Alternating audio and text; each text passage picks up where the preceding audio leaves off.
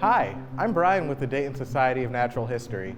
I'm here in our Do Lab, and today we're going to do an activity inspired by Katherine Johnson's work to commemorate Women's History Month.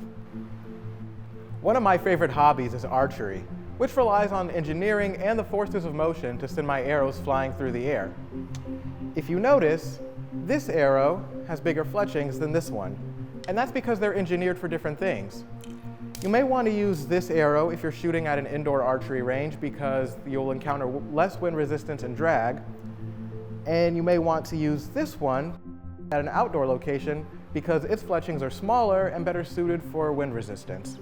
So engineering is a term that scientists use to describe designing something for a specific purpose or to accomplish a specific task.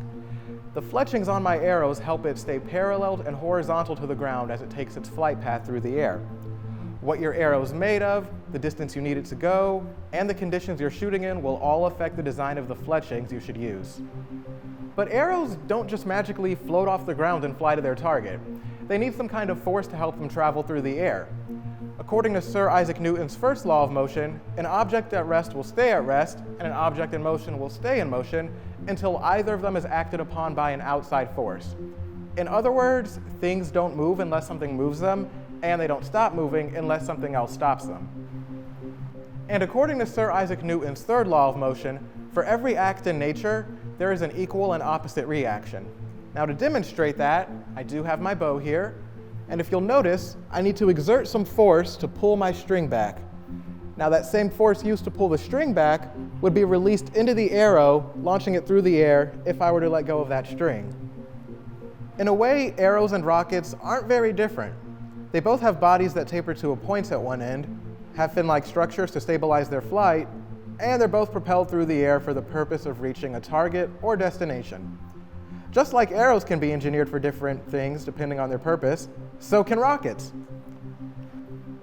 In this activity, we'll engineer our own rockets to blast off through the air and reach a target. Like in any experiment, we're going to wind up changing a few things with how our rockets are engineered.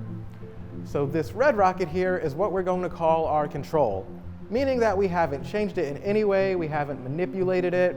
It's the same as it was when I printed it off, only I've colored it. Now if you'll notice, our yellow rocket has a variable. It has a slightly smaller tip to it than our red one does. And our blue rocket has a couple of extra fins that you might notice. They are right here on the sides. And our green rocket has fins that are a little bit smaller than our red rocket. Now in this activity, we are going to need a few materials besides our rockets. The first and most important being a target. In this case, I have a nice little moon. We're also going to need some measuring tape and a straw. Now if you notice on the back of my rockets here, I actually have a sleeve that was engineered to fit around the straw and be taped to our rocket. I made this by rolling some paper around the end of a writing utensil, pinching the end off, and then taping it down. Now you'll want to make sure that the tip is taped off so that no air escapes. So for this part of the activity, you're going to want to measure the distance between yourself or mission control to our target. So let's see how far away I am from the moon. Looks like I'm about 25 inches away. So let's take our control rocket first, our red one, and see how it flies. Alrighty. Now when you're adding your rocket to your straw, you don't want to press it on too hard, otherwise the air is going to have a much more difficult time propelling your rocket forward. So about there, and in 3, 2, 1.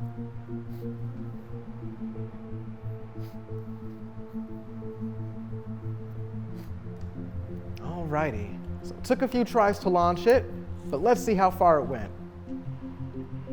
Looks like that was about 22 inches. It just barely made it onto our target.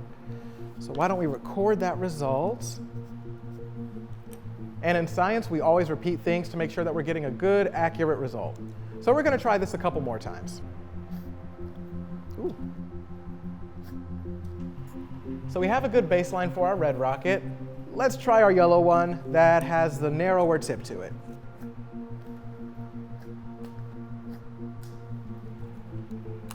Looks like it might be 33 again. Let's see.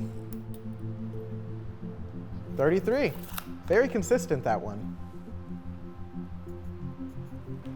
Now, if you remember, our blue rocket had extra fins on it. Let's see how this one does.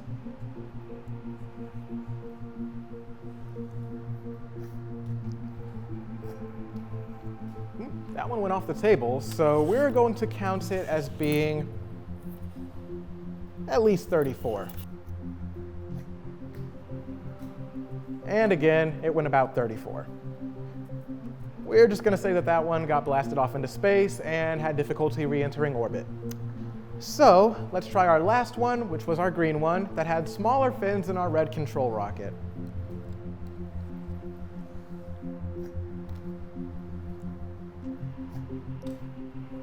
And remember, each time you do this experiment, you're going to want to use about the same amount of force in your breath when you blow out so that your results are consistent. So I haven't changed that. The rockets are just flying differently because they're engineered differently. That one made it right to our target. So that was about 22 inches, I believe. 25 in this case. The green rocket actually did the best. It had an average flight distance of 27 inches, which is far closer to our target than the other rockets were. So if you'd rather not use the templates that we used in this activity, you can create your own rocket. The method is really similar to making the launch sleeves that we used and attached to our templates. I just rolled a piece of paper around a writing utensil of some sort, twisted the top, and taped around it to seal in any empty air pockets. I then taped some fins that I designed to it, and that gives you a chance to create your own fin designs and make it your own experiment. But let's see how the rocket I made goes. So it fell off the table. But again, this is a chance for you to design your own rocket for this activity. It might have gone too far for our moon target this time, but for a further mission, it would have done great. And this is where engineering comes into play. You have a chance to manipulate your variables and design or engineer your own rocket to travel differently depending on how far you need it to go, just like our arrows. Did you know that there are scientists and engineers at NASA who did work similar to this experiment? Well, back in the 50s and 60s during the space race, researchers didn't have access to computers like we do today. People had to solve hard math problems by themselves to determine trajectory or the path that a flying object will take through space. These people, who are mostly women, were actually referred to as computers. One of the most impactful and famous of these women was Katherine Johnson, who was featured in the movie Hidden Figures. She verified the calculations for John Glenn's mission of being the first American to orbit the Earth, and she worked on the plan that saved Apollo 13's crew, which brought them safely back to Earth. But despite her brilliance, Katherine and other women weren't always treated fairly. Women's earliest roles at NASA were restricted to supportive or administrative jobs that didn't really involve science and typically weren't viewed as being as important as men's roles. But fortunately, over time, NASA expanded these roles to be more inclusive, allowing women like Katherine to work as computers.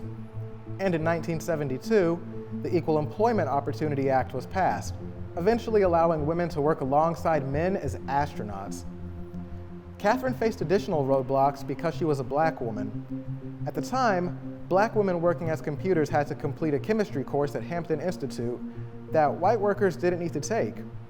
They were also usually segregated or kept away from their white coworkers just because they had different skin colors. But because of the country's changing views, NASA stopped segregating their facilities in 1958, allowing black and white people to work together.